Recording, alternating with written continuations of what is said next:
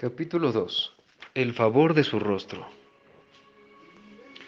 El deseo de buscar a Dios lo origina en nosotros Él mismo.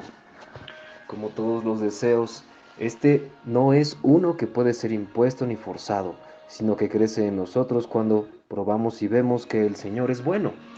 Salmo 34:8, nueva versión internacional. Porque si bien se nos ha dado la capacidad para percibir la bondad divina a través del nuevo nacimiento en el Espíritu,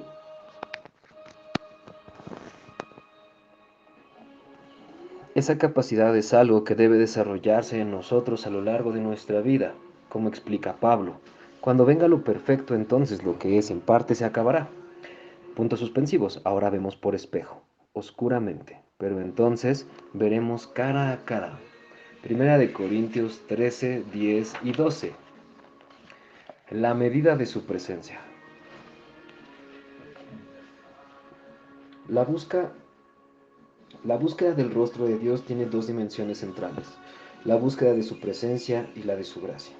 Primero consideremos un poco lo que la Biblia dice acerca de la primera dimensión, buscar su presencia. En primer lugar, debemos darnos cuenta de que buscar la presencia de Dios no es tratar de lograr que Él haga algo. Ya nos dio al Espíritu Santo sin medida. Todas las mediciones son establecidas en nuestro lado de la ecuación. Son determinadas por el grado de concordancia de nuestras vidas con Dios y su reino. La Escritura nos da algunas pistas específicas acerca de cómo podemos traer nuestra vida a un mayor acuerdo con Dios y recibir medidas más grandes de su presencia. El significativo que todas Es significativo que todas esas medidas correspondan a verdades más profundas acerca de quién es Dios. Si vamos a traer nuestra vida a un mayor acuerdo con Dios y su reino, lo primero que necesitamos es una convicción ardiente de que Dios es bueno. Otra revelación fundamental acerca de la presencia divina es que Dios en realidad mantiene todas las cosas unidas. Colosenses 1:17 declara: por medio de él forman un todo coherente. Coherente significa que está unida una cosa con otra. El panteísta adora todas las cosas, creyendo que todas ellas son Dios. Aunque no es lógico adorar a un árbol como Dios, es correcto darse cuenta de que Dios sostiene cada célula de ese árbol en su lugar. Él está en todas partes y como no puedo imaginar un lugar donde no esté, entonces puedo imaginar que está conmigo. Esta verdad acerca de Dios me lleva a una medida de conciencia de su presencia. Una verdad aún más profunda es que Dios ha venido a vivir en cada persona que recibe a Jesucristo a través de su obra en la cruz, que fue el pago necesario por el pecado. En un sentido, Él ya estaba en mí como el que mantiene mis células en su lugar. Pero cuando lo recibo, hace de mi cuerpo su templo, el lugar de morada eterna de Dios. Él ha venido en una medida aumentada de su presencia. Avanzamos a una verdad más profunda cuando aprendemos que donde quiera que haya dos o tres personas reunidas en su nombre, Él está en medio de ellas. Él ya está en mí como parte de su creación y está en mí como su templo, pero esa medida de su presencia aumenta aún más cuando me uno en su nombre con otros creyentes. En el nombre de Jesús significa más que la parte final de una oración. En realidad, es el intento por hacer y ser lo que Él haría y sería en una situación dada. Reunirnos en su nombre significa que nuestra reunión debería parecerse a cuando Jesús se reunía con la gente hace 2000 años. Si esa es una definición correcta, entonces, ¿cuántas de nuestras reuniones son hechas en realidad en su nombre? David descubrió una verdad maravillosa y profunda que añade a esta revelación, de aumentar el grado de su presencia. Él dice: tú que habitas entre las alabanzas de Israel. Salmo 22:3. Su trono es una medida aún más grande de su presencia. Él mantiene mi ser unido con su presencia y luego se muda adentro para reinar como Dios sobre mi vida. Aumenta mi encuentro con Él haciendo que me reúna con otros en el nombre de Jesús. En última instancia, su gloria comienza a caer sobre nosotros en la medida en que aprendemos la honra que trae servirle a través de acción de gracias, alabanza y adoración. De ninguna manera es esta una lista definitiva, pero nos da un punto para comenzar nuestra búsqueda del tesoro más grande de todos, Dios mismo. El punto es que la presencia del Señor puede aumentar y aumentará para aquellos que se embarcan en esa búsqueda. Isaías pareció tocar ligeramente el entendimiento de esto cuando escribió: vi al Señor. Las orlas de su manto llenaban el templo. Isaías 6:1. La palabra llenaban implica que Él vino al templo, pero también que continuó viniendo. Eso explica por qué aquellos que parecen tener las más grandes medidas de la presencia divina en sus vidas tienden a ser los más hambrientos de ella. Siempre hay más por lo cual estar hambriento. Esto no debería ser un concepto difícil de abrazar, puesto que creemos que él mismo llena el universo con su presencia. El rey David declara que el universo es en realidad la obra de sus dedos. Ese es un Dios realmente grande que tiene mucho más que darnos. No puedo vivir en mediocridad, contento con simplemente saber que hay más por experimentar y explorar de Dios y no hacer nada al respecto. Las verdades que no son experimentadas son, en efecto, más teorías que verdades. Donde quiera que Dios nos revela una verdad, nos está invitando a un encuentro divino. Su promesa que afirma que estaré con ustedes siempre tiene que ser más que un simple versículo que citamos en tiempos difíciles. Su presencia en nosotros es el factor principal que debería hacer de nuestra difícil asignación de discipular a las naciones un mandato factible. La promesa debe convertirse en una invitación a descubrir esta manifestación en aumento de su presencia en nuestras vidas, de manera que podamos cumplir completamente nuestro propósito en la tierra. A Él hay que conocerlo por medio de encuentros. Juan 14:16 dice, y yo le pediré al Padre, y Él les dará otro consolador para que los acompañe siempre. Seremos llenos del Espíritu para siempre. Jesús no estableció límites en cuanto a lo que podemos tener en esta vida, estableció un movimiento a seguir y no a ser admirado religiosamente a distancia. Muchas personas se contentan viviendo con el concepto de la presencia de Dios en sus vidas, pero fallan en participar en la experiencia deseada. Cuando me casé con mi esposa, yo no estaba interesado en el concepto ni la teoría del matrimonio. Yo quería experimentarlo con todos sus privilegios y responsabilidades. A las personas que responden apropiadamente a su presencia se les puede confiar con un favor acrecentado que veremos en detalle más adelante. Administramos la presencia de Dios cuando aprendemos a obedecer los siguientes mandamientos. No agravien al Espíritu Santo, Efesios 4:30, y no apaguen al Espíritu, 1 Tesalonicenses 5:19. Agravamos al Espíritu cuando hacemos algo malo, lo apagamos cuando fallamos en hacer lo correcto, impidiendo el fluir del amor y el poder que vienen del Padre. Jesús modeló lo que puede ser la vida cuando una persona ni agrava ni apaga al Espíritu Santo. Es por eso que vemos tal medida de la presencia de Dios en la persona de Jesús. Juan dice respecto de él, vi al Espíritu descender del cielo como una paloma y permanecer sobre él. Juan 1:32. Ciertamente esto no habla acerca de la presencia interna del Espíritu Santo que ya estaba en la vida de Jesús. Fue la inauguración del ministerio de Jesús, y el Espíritu Santo vino a reposar sobre él como un manto de poder y autoridad para ese propósito específico. Pero el hecho de que el Espíritu Santo reposara sobre él evidencia que la fidelidad de Jesús era perfectamente compatible con la presencia de Dios. El mismo principio es cierto para nosotros. El Espíritu Santo vive en cada creyente, pero reposa sobre muy pocos. ¿Por qué? No es porque sea frágil, es porque es santo. Pocas personas le dan su vida para que repose en ella. Aquel cuya vida no concuerda con Dios, lo cual él llama a entrar en su reposo, no le ha dado lugar para reposar en los pasos de Jesús. Jesús es también nuestro modelo cuando se trata de perseguir y aumentar la medida de la gracia divina, como leemos en Lucas 2:52. Jesús siguió creciendo en sabiduría y estatura y cada vez más gozaba del favor de Dios y toda la gente. Esta es una declaración realmente extraordinaria. Jesucristo era perfecto en todos los sentidos, sin embargo, aún él necesitaba crecer en gracia para con los hombres. No hay duda que la gracia o el favor divino abrió muchas puertas a su vida y ministerio, que de otra forma habrían estado cerradas. Pero, ¿cómo es que el Hijo de Dios, que era perfecto en carácter y sin pecado, necesitara obtener más gracia divina? Aunque no puedo responder esa pregunta para mi propia satisfacción, sé que la implicación es bastante clara. Si Jesucristo necesitaba creer en gracia para con Dios, crecer en gracia para con Dios, yo lo necesito mucho más. Quizás Jesús obedeció a su Padre, abrazando una vida que le exigía crecer en gracia para con Dios, solo porque nosotros necesitábamos aprender cómo hacer lo mismo. Una cosa de la que estoy convencido es que la vida cristiana fue modelada por Cristo de manera definitiva para cada creyente. Todo lo que hizo en su vida y ministerio lo hizo como hombre que, aunque era completamente Dios, había puesto los privilegios de su divinidad a un lado para mostrarnos un modelo del tipo de vida que Él haría disponible para cada uno de nosotros a través de su muerte, resurrección y ascensión. Por el bien nuestro nos mostró cómo crecer en gracia para con Dios. ¿Qué es favor? Para poder crecer en favor usted primero debe tenerlo, así que exactamente qué es el favor. Pienso que estamos familiarizados con la idea de que el favor es un tratamiento preferencial mostrado hacia alguien. Denota aceptación, aprobación y placer. Aunque las palabras griegas y hebreas en la escritura incluyen estas definiciones, hay una dimensión más profunda para el término griego que significa favor, charis. Casi en todas partes en el Nuevo Testamento esta palabra es traducida como gracia, gracia entre paréntesis y favor. Es esencialmente un don. Si obtenemos favor con las personas o como pudiéramos decir ganáramos el favor de ellas, tendríamos acceso especial a ellas y recibiríamos algo de ellas.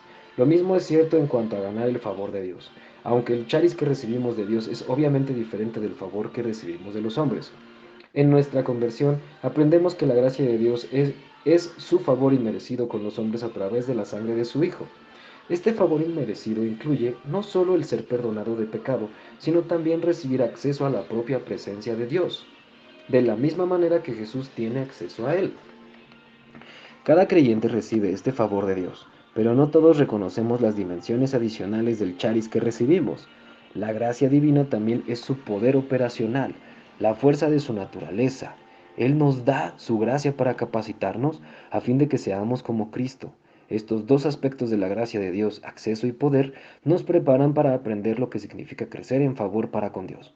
El punto central de esto tiene dos aspectos: la búsqueda de Dios, la práctica de venir delante de Él a través del camino nuevo y vivo, Hebreos 10:20, que Cristo ha puesto a nuestra disposición, y dos, recibir, en la presencia de Dios, las medidas de su propia naturaleza que nos capaciten para ser conformados a la imagen de su Hijo amado.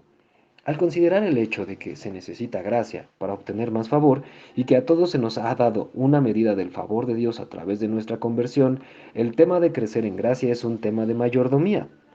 La verdadera pregunta es, ¿qué he hecho yo con el favor que Dios me ha dado?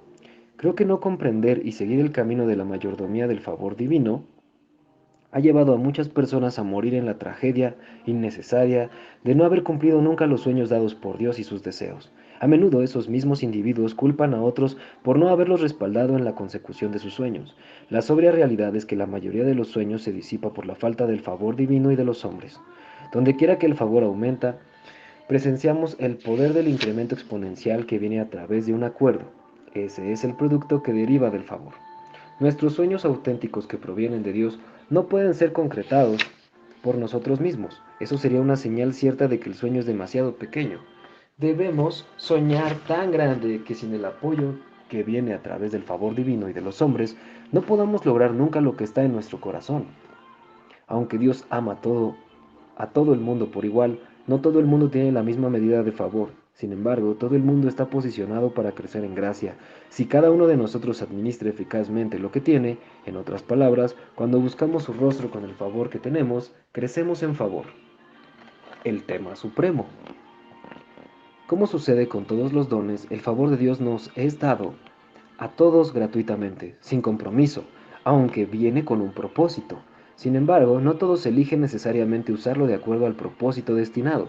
No obstante, el favor de Dios definitivamente es algo que debemos usar. Jesús enseñó sobre el tema cuando expuso la parábola de los talentos. En su relato, la palabra talento no significa una habilidad natural para hacer algo bien. Un talento era una suma de dinero en el mundo antiguo. Como puede ser medido, representa el tema del favor muy bien, porque el favor también es un producto medible. Es como un hombre que, yéndose lejos, llamó a sus siervos y les entregó sus bienes. A uno dio 5 talentos, a otro 2 y a otro 1, a cada uno conforme a su capacidad, y luego se fue lejos. Mateo 25, del 14 al 15. Así como a estos siervos les fueron dadas diferentes cantidades de dinero, no todo el mundo comienza con la misma cantidad de favor. No podemos permitirnos tropezar con esto. Donde hay un debate entre nuestra idea de lo que es justo y la idea de Dios, seremos sabios si nos apegamos a la de Dios. Dios es soberano. Él es la autoridad suprema, se autogobierna, no es regido por nadie. Y Él decide quién comienza con qué. Todos los hombres son creados iguales, son creados iguales. No es un versículo de la Biblia. Esa declaración es verdad en lo que refiere al amor de Dios, porque Él ama a todos por igual, pero no a todos se les da la misma medida de favor. Considerar injusto a Dios por ello es necio. Él es Dios y Dios es amor, lo cual significa que hace todo por su bondad. El que recibió 5 talentos fue y negoció con ellos y ganó otros 5 talentos. Asimismo, el que recibió 2 ganó también otros 2. Pero el que recibió 1 hizo un hoyo en la tierra y escondió el dinero de su señor. Mateo 25 del 16 al 18. A los siervos se les dio varias cantidades, a cada uno conforme a su capacidad. A ellos se les dio algo, porque tenían la capacidad de usarlo. Evidentemente, la mayordomía apropiada es usar lo que se nos ha dado para traer el incremento. De igual manera, la palabra negocio aquí es una palabra que significa simplemente trabajar con. Los siervos fieles pusieron el dinero a trabajar, así como nosotros debemos poner a trabajar en nuestras vidas el favor de Dios que hemos recibido para traer el incremento. Ahora, claro que alguien que entiende cómo funciona el dinero puede trabajar con él de manera más exitosa que alguien que no lo comprende. Asimismo, nosotros debemos buscar entender la naturaleza y propósito del favor de Dios si vamos a ponerlo a trabajar exitosamente. Dios, en su sabiduría, nos da solo lo que podemos tratar por su gracia, mientras tomamos parte de este proceso de aprendizaje. Él no espera que resolvamos ecuaciones de cálculos antes de haber aprendido a sumar y restar. Eso no quiere decir que Dios no quiere madurez plena en cada uno de nosotros.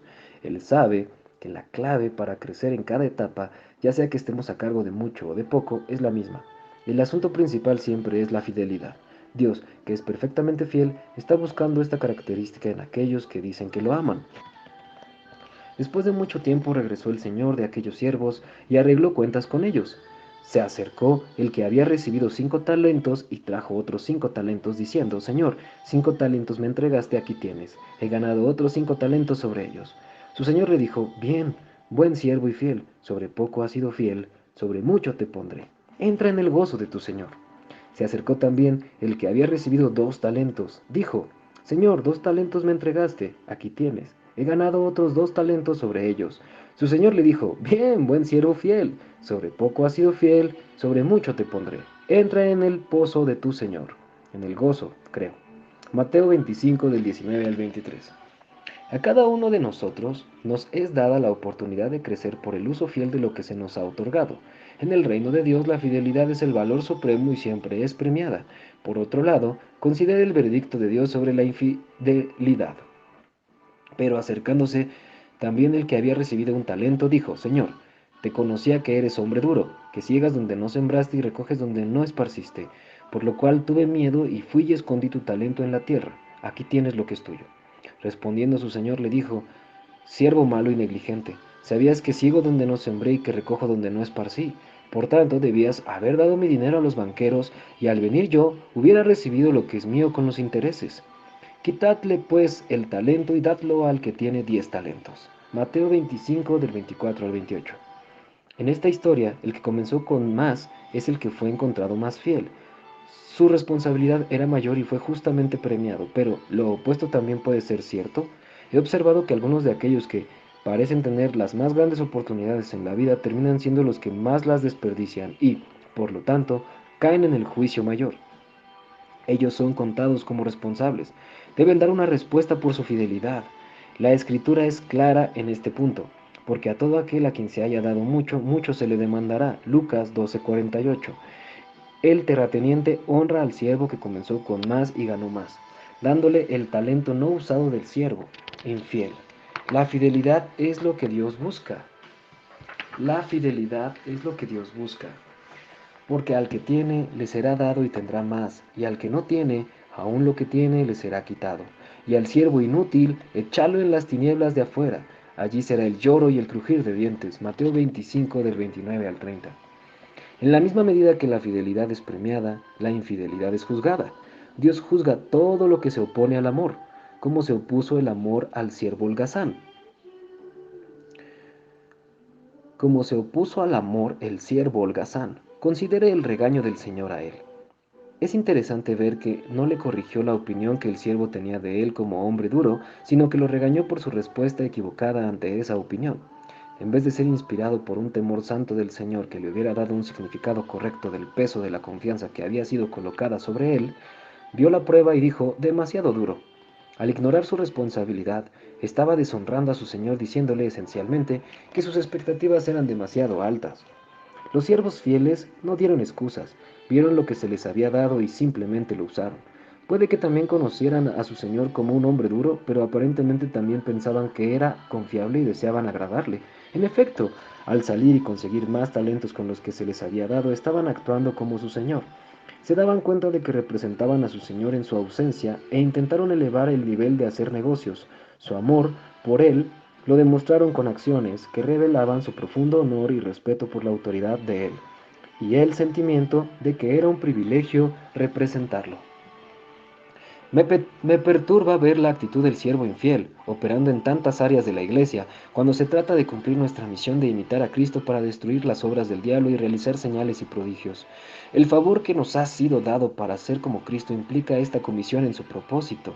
Nos posiciona de una manera singular como representantes de su reino, para llevar a cabo hazañas que le dan honor y traen a las personas a su destino divino.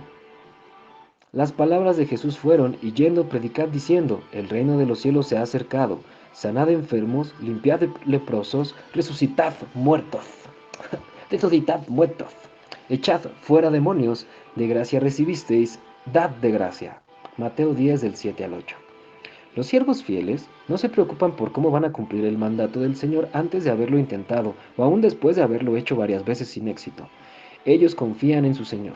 Si lo dijo entonces, aparentemente, Él piensa que están listos para la tarea. Si usan los talentos que Él les dio, ellos ven que el que se les haya dado la oportunidad de representarlo con todo su poder y gloria es el más grande privilegio que pudieron haber recibido. Los siervos infieles ven las órdenes de hacer lo imposible y cuestionan la bondad y sabiduría del Señor, en lugar de buscarlo a Él para hallar la manera de cumplir sus mandatos. Lo ponen fuera de la vista y se van a sus negocios. Ignorar a Dios mientras se pretende servirle es una violación seria de la relación y nos impide ser capaces de hacer aquello para lo cual fuimos puestos en este planeta. Vivir para honrar a aquel al cual le rendimos cuentas. Jesús modeló la fidelidad perfecta para nosotros, tomando la forma de siervo y cumpliendo a perfección la voluntad de su Padre. Él nos mostró que el mejor servicio viene de aquellos que no son en realidad siervos contratados, sino amigos íntimos que toman el rol de siervos como una expresión de amor. A nosotros se nos ha dado favor porque nos capacita para servir más eficazmente. El favor no se debe emplear para llamar la atención a las personas hacia nosotros. El suyo es un reino desinteresado. Cuando las personas usan el favor de Dios para su propia ganancia y no para los propósitos del reino, han elegido dónde se van a nivelar en su desarrollo y experiencia. ¿Cómo fue en el principio? Como fue en el principio. La manera de llegar a ser un siervo de Dios fiel, como nos mostró Jesús, es aprendiendo a ser su amigo. En realidad, la amistad es el propósito de la creación. Todas las cosas en la creación fueron hechas para su deleite y placer, pero solo los seres humanos fueron creados con la capacidad de llegar a ser amigos de Dios, incluso llegar a ser uno con Él a través de su Espíritu habitando en nosotros. En el principio, Dios caminaba con Adán bajo el frescor del huerto. Su deseo de pasar tiempo con aquellos que lo aman por elección estableció el escenario para todas las conquistas por venir. Aun cuando Adán y Eva fueron puestos en un jardín de perfecta paz, el jardín mismo fue colocado en medio de la confusión. Perdón. Fue en ese escenario original que a Adán y Eva les fue dada la tarea de someter a la tierra. Dios dijo, sean fructíferos y multiplíquense, llenen la tierra y sométanla. Génesis 1:28. Al aumentar en número, ellos serían capaces de establecer y extender el reinado de Dios sobre el planeta representándolo como sus autoridades delegadas. El territorio más allá del huerto estaba en confusión porque Satanás, uno de los tres arcángeles, había establecido su reinado allí después de haber sido echado del cielo por su rebelión y su deseo de ser adorado igual que Dios. Dios en su soberanía le permitió establecer su reinado en el planeta Tierra porque su intención era traer juicio eterno al diablo a través de la humanidad, en particular a través del fruto del trabajo en conjunto de Dios y el hombre. Debemos recordar siempre que Satanás jamás ha sido una amenaza para Dios. Este eligió darles a aquellos que fueron hechos a su imagen el privilegio de ejecutar el juicio divino sobre todas las huestes caídas. Dios determinó que la derrota del diablo viniera de las manos de aquellos hechos a su imagen y semejanza, que lo adoraban por decisión, porque significaba que el diablo sería vencido por aquellos que tenían éxito donde él había fracasado. Esta justicia divina golpea en el mero centro de cómo y por qué Satanás fue echado del cielo en primer lugar. Vemos el divino plan expresado por David en el Salmo 23:5. Dispones ante mí un banquete en presencia de mis enemigos. Es como si Dios dijera: Satanás, mi pueblo me ama y yo a ellos, y vas a ver. Tal romance golpea terror en el corazón del diablo y sus huestes. En esta mesa de compañerismo, nuestra relación con Dios se profundiza y desborda en una vida de victoria en conflicto con los poderes de las tinieblas. Dios está buscando una sociedad en la que capacite a su pueblo para hacer todo lo que destinó que fueran. Él es aquel que dijo que haría los cielos para sí mismo, pero la tierra la hizo para el hombre. A través de esta sociedad describe la similitud propuesta entre su mundo, el cielo, y el nuestro, la tierra. Su pueblo es para confirmar su reinado a un mundo agonizante. Él nos ha elegido para ese propósito, no porque seamos mejores, sino porque somos los que nos apuntamos. Él enrola a todo aquel que esté disponible. Jesucristo, la persona de la sabiduría. Querer crecer en gracia para con Dios es el deseo más natural en el mundo. La sabiduría sabe cómo hacerlo. La sabiduría nos da las llaves para entender y emplear el favor que nos ha sido dado conforme a los propósitos divinos. Para nosotros, crecer en sabiduría y en favor va de la mano porque son interdependientes. Jesús, una vez más, modeló eso para nosotros como vemos en Lucas 2:52. Él crecía en sabiduría y estatura y cada vez más gozaba del favor de Dios y de toda la gente. En efecto, Jesús es la persona de la sabiduría, como dice 1 Corintios 1:30, Cristo Jesús, a quien Dios ha hecho nuestra sabiduría. Eso debería convencernos de que estudiar la vida de Cristo y profundizar nuestra relación con Él es central a la mayordomía de nuestro favor para con Dios. Que nunca te abandonen el amor y la verdad.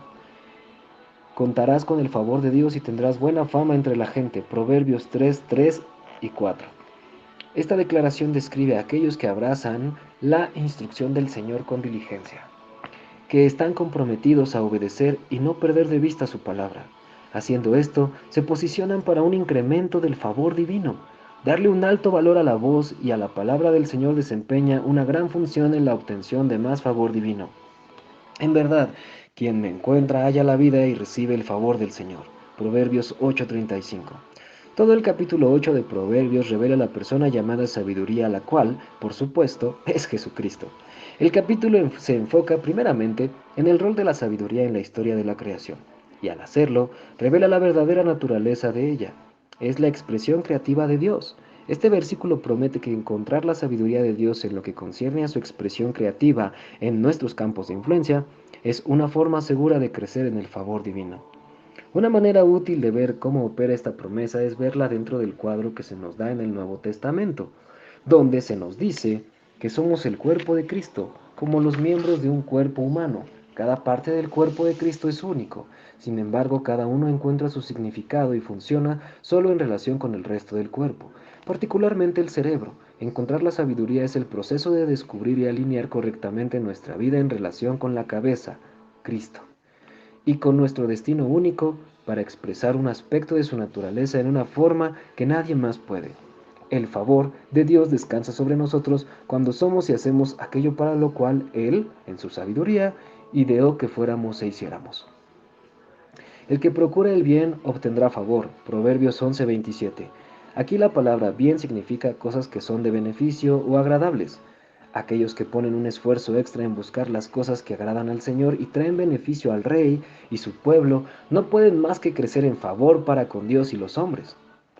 El bueno alcanza el favor del Señor, pero el Señor condena al hombre de malos pensamientos. Proverbios 12:2. Aquí la palabra bueno implica otras características que no mencioné en el versículo anterior. Agradable, alegre, generoso y festivo.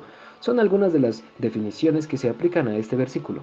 El mundo quiere pintar a la gente buena como aburrida, legalista y sombría, pero la bondad de Dios puede ser siempre reconocida en aquellos que parecen desbordar de gozo, ánimo, perdón, paz y generosidad. Su bondad es el fruto de una vida celebrada con Dios y, puesto que son como Él es atraído hacia ellos. Las personas buenas son promovidas con facilidad, se alinean automáticamente en una vida de favor constante. El buen juicio da gracia, el camino de los transgresores es duro. Proverbios 13:15. Uno de los primeros mandamientos en el libro de Proverbios es buscar el entendimiento. Muchos cristianos reconocen que Dios se opone a un evangelio puramente intelectual, vacío del Espíritu de Dios, que consista de forma sin poder y haya caído en el error de creer que Él valora un cristianismo sin sentido. Pero la verdad es que ninguno de nosotros alcanzará la madurez si pensamos que tenemos que volvernos estúpidos o cortar parte de nosotros para poder servir a Dios. Si vamos a tener éxito en cumplir con las tareas que Dios tiene para nosotros, necesitaremos que todas nuestras facultades y energías estén enfocadas y ocupadas en lo que estamos haciendo y en lo que Dios está haciendo. Después de todo, estamos llamados a ser discípulos, esto es, aprendices. Ciertamente, Jesús intentó llevar a sus discípulos a un entendimiento más profundo de la realidad del reino. Aquellos que persiguieron entender la vida desde la perspectiva de Dios lo agradaron grandemente. Practicar los principios del reino posiciona a la persona para un crecimiento en el favor divino. El favor del rey es para el siervo que obra sabiamente, mas su enojo es contra el que obra vergonzosamente. Proverbios 14:35. Obrar sabiamente es vivir como Jesús viviría, consciente de los pensamientos y valores del rey. Tal estilo de vida atrae el centro del favor del rey. Cetro del favor del rey. El que haya esposa halla algo bueno y alcanza el favor del Señor. Proverbios 18:22. Las implicaciones de esta promesa van más allá de simplemente casarse. Muchos han hecho eso sin ningún crecimiento del favor de Dios. Esta promesa es dada a aquellos que correctamente administran la bendición del matrimonio. Si usted quiere captar la atención del rey, trate bien a su hija. Eso, por naturaleza, implica unidad, venir a ser uno, lo cual ilustra la relación de Dios con su pueblo. El novio debe amar a su novia como Jesús ama a la iglesia y murió por ella. La novia debe honrar y respetar al novio como la iglesia respeta a Dios. La mayordomía del matrimonio manteniendo el honor y el amor en la relación. Lo posiciona a uno para crecer en favor para con Dios y con las personas. Cuando esta relación es tenida en alta estima, el mensaje del amor divino se ve con más claridad en este mundo.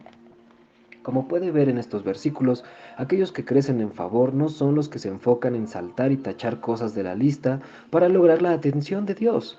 Esa es la mentalidad del siervo contratado, no la del amigo.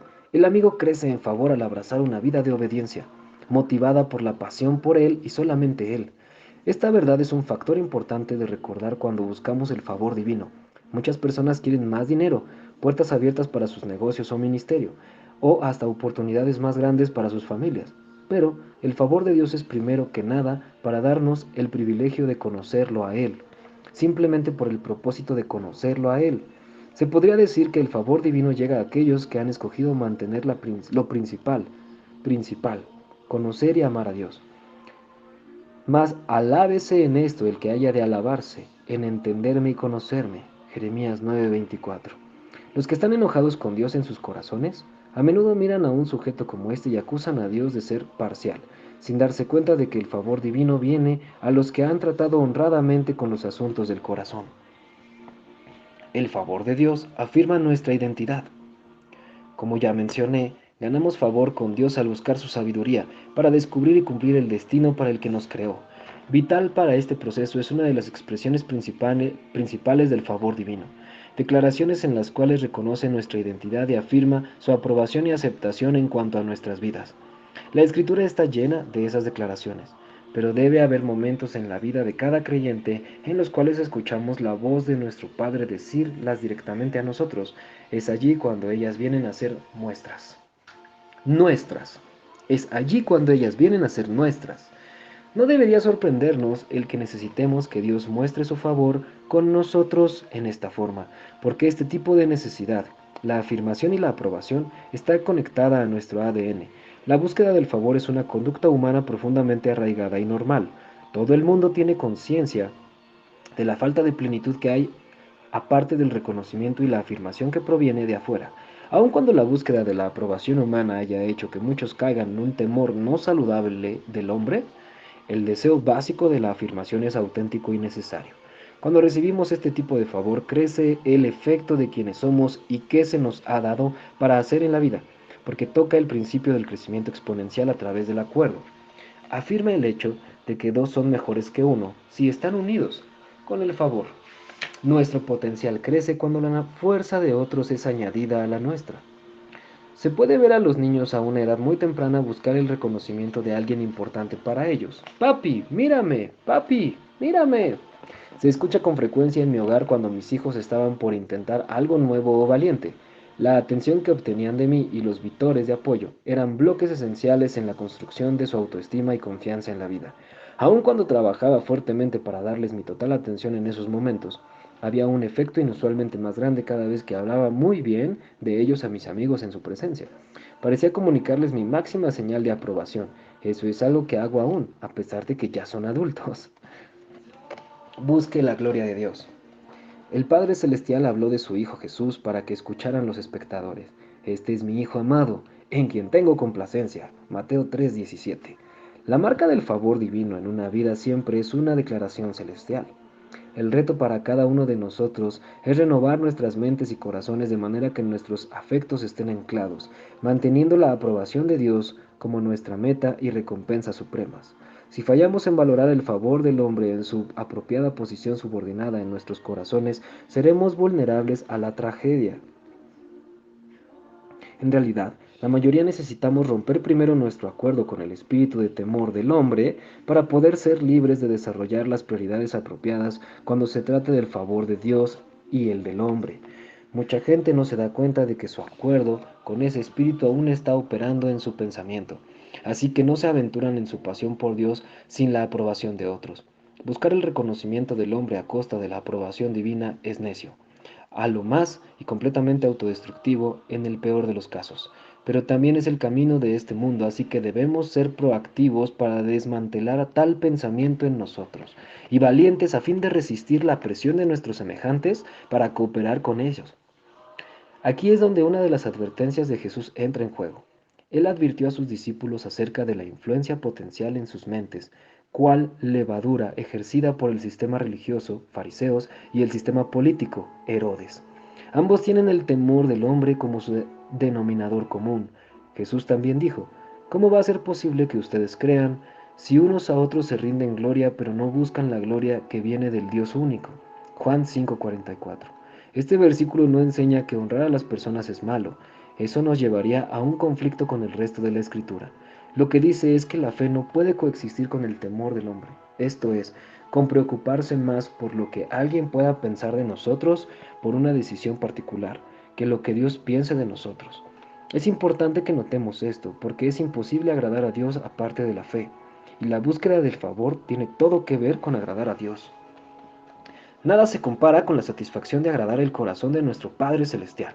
Abrazar la máxima búsqueda de su rostro significa llegar a ser una persona cuyo pensamiento y acción estén impulsados por la meta de escuchar esta declaración desde el cielo. Bien hecho. Gracias a Dios, la escritura está llena de claves para llegar a ser y cómo no llegar a ser esa persona. En el próximo capítulo daremos una mirada a cómo la historia de Israel nos da una revelación fértil que define el tipo de relación a la que Dios nos ha llamado y las decisiones que todos tenemos que hacer al caminar en esa relación.